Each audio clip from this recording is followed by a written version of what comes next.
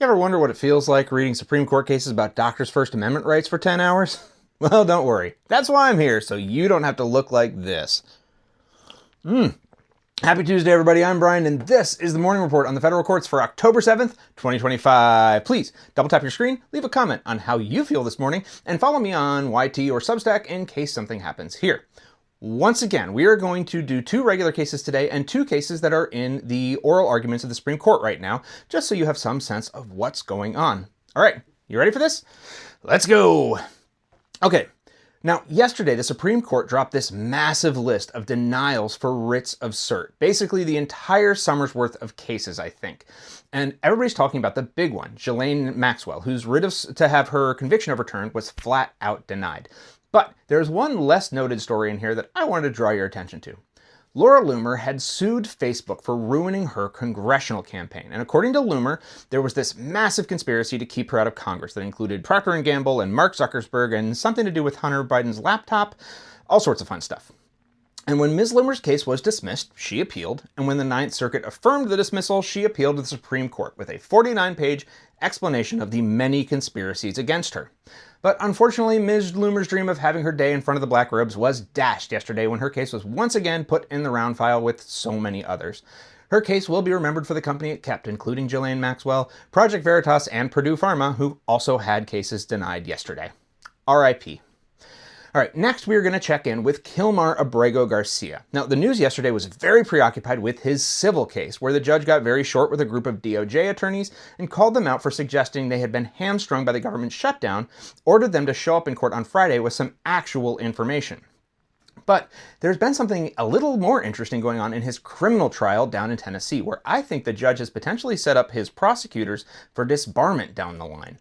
Now, a month or so ago, Mr. Garcia filed a motion to dismiss based on a claim of malicious and vindictive prosecution.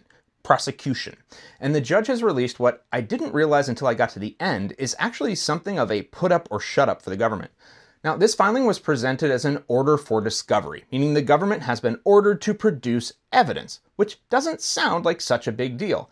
But as I read the filing, which by the way is in my shared documents under Immigration and Abrego Garcia, I realized that they were building to something pretty serious.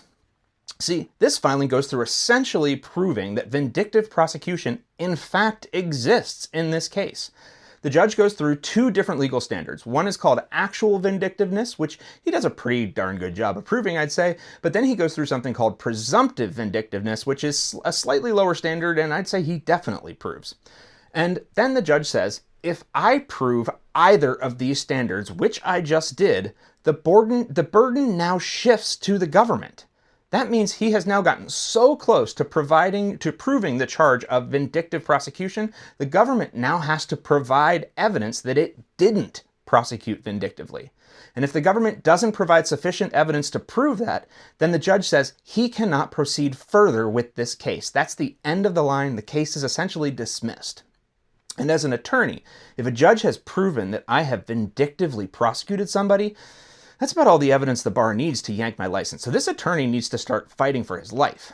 The problem is, as the judge pointed out, there kind of is no evidence to the contrary. They sort of did bring this charge without any evidence, so there may be nothing for the lawyer to do except sit back and watch this case get dismissed. I would not want to have on my record that I brought a case as a prosecutor and it was dismissed for vindictive prosecution. That's a career ender. Now, this may prove as something of a deterrent to people like that prosecutor in Virginia who's being asked to bring charges without evidence against Letitia James. We've also heard today that they're having trouble finding a prosecutor to handle the James Comey case. But for now, the prosecutor in Tennessee is stuck with this. There's nowhere to go. So I would give this case a read if you have a minute. It's pretty good. All right, now let's move on to the Supreme Court. We're going to start with Chiles v. Salazar, and this could be a big one, gang. This is a case about LGBTQ plus conversion therapy and whether or not a state can ban its professional counselors or therapists from performing it. And there's a circuit split here. So the 11th Circuit says the states cannot ban conversion therapy. Other circuits say they can ban it. And the court's going to settle the split. To understand this discussion, we have to start with a case called NIFLA, the National Institute of something. It's NIFLA. It's from 2018. And NIFLA gives us some rules about professionals and the First Amendment. And by professionals, in this case, I mean people who have to get a license to practice whatever they're doing, and therefore some part of their job is regulated by the organization that hands out the licenses. And before NIFLA, some circuits had something they called professional speech, which basically recognized that licensing organizations, the people who hand out those licenses and say what the rules are to practice in the state, can also restrict certain types of what they called professional speech. Well, NIFLA said no. The Supreme Court does not recognize anything called professional speech as some sort of exemption to the First Amendment. But there is some speech that licensing organizations can control. And I'm going to use doctors as an example. I think it's a little easier to see. So state medical boards can tell a doctor that they're not allowed to perform certain medical procedures. Let's say we don't do leeches anymore. Whatever. They're allowed to ban certain procedures because that's not speech. That is conduct. And in NIFLA, the court said licensing organizations can ban professionals from certain conduct. Okay? We got that. But sometimes the words that come out of a doctor's mouth are part of the practice of medicine. Like a doctor is required to make sure you are informed about the risks of a procedure. That speech is part of the procedure. And even though the words coming out of the doctor's mouth are speech, it's also part of the conduct. So that speech can be regulated or even banned by a licensing organization because it's not considered speech, it's considered conduct, or more precisely, speech incidental to conduct is what they call it. The question is, when does speech become speech incidental to conduct in such a way that it can be restricted by a licensing board? Okay, so that's NIFLA, that's what comes up in that case, and it's important to understand that there is such a thing as speech incidental to conduct, but for just plain speech, doctors still have a First Amendment right to say whatever they want. So let's get back to this case, because what happens when your conduct, your practice of medicine as, say, a therapist, is speech? These are doctors who are talk therapists. They don't cut you open, they talk to you. So the words coming out of their mouth, the speech, is it speech or conduct? Well, the plaintiff says it's speech, that bans on conversion therapy restrict her freedom to speak. But the defendants say no, this is the equivalent of performing surgery. Her medicine is just done with talking. So that's going to be at least a big part of this conversation today.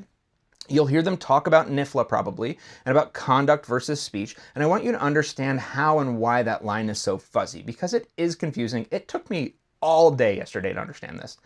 And if they say that this is speech, then they're going to have to look at whether they apply strict scrutiny or not, and whether the government of Colorado has sufficiently proven that this law banning this particular conduct does what they say it's supposed to do, which is basically to protect kids. So that is Chiles v. Salazar. The oral arguments are going on right now, or they might be over by now, but you can still watch them or listen to them on YouTube, and I may do a cover of them soon. Okay, our last case is Barrett v. U.S., and this is a question about double jeopardy, and we've talked a lot about double jeopardy lately because of the Mangione case. This is another side of double jeopardy. So double jeopardy means that you cannot be convicted of the same crime twice. But what happens when a person is convicted of two totally different crimes for the same conduct? When is that allowed? So for example, when can I be convicted of robbery and burglary for stealing the same stuff from the same person? And when is that not allowed under double jeopardy rules? That's what this case is about, and you'll have to forgive me a little bit of algorithm speak here. The defendant in this case was involved in several crimes, one of which ended with a victim passing away after a co-conspirator fired on him. The defendant was convicted under 18 U.S.C. 924C and 924J, among other things. We're looking at C and J.